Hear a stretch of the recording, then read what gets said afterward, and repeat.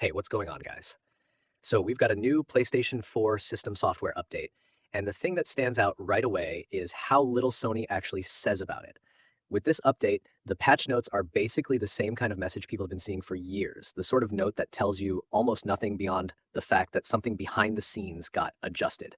That is very much Sony's style with PS4 updates at this point, and it is why people always end up reading between the lines whenever a new firmware drops. The big takeaway here is that Sony is not giving a detailed changelog, so there is no list of new features, no flashy menu changes, and no big quality of life overhaul to point at.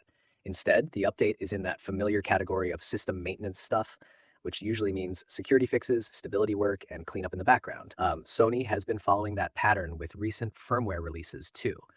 In other words, this is not one of those updates where you boot up the console and instantly notice a bunch of new stuff. It is more of a keep everything running smoothly kind of move. And yeah, this is the part a lot of people in the PS4 scene always talk about. When Sony says something like, "We've made some security fixes to the system software," it usually gets interpreted as another attempt to close off exploits, homebrew entry points, or jailbreak related loopholes. Sony does not come out and say it that directly, um, but that is the way these updates are often understood by the community, especially when the patch notes are this vague. So even though the wording stays super generic, the subtext is pretty obvious to a lot of players who follow firmware news closely.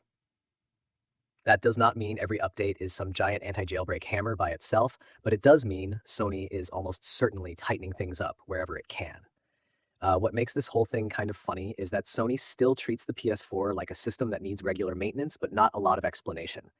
They are clearly still pushing support, they are still issuing updates, and they are still keeping the platform locked down enough that they do not want to spell out what changed.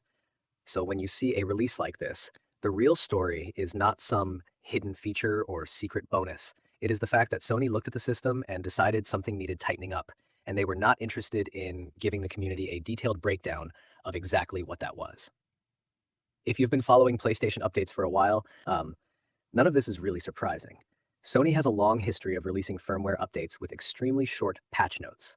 Most of the time, players are left trying to figure out what actually changed because the official description rarely goes beyond security improvements, system stability, or general performance enhancements. It has become such a common thing that many people can almost predict the wording before the update even goes live. For everyday players, there is probably not going to be anything noticeably different after installing it. Your games are still going to launch the same way, your menus are going to look the same, and the overall experience is likely to go exactly as it did before.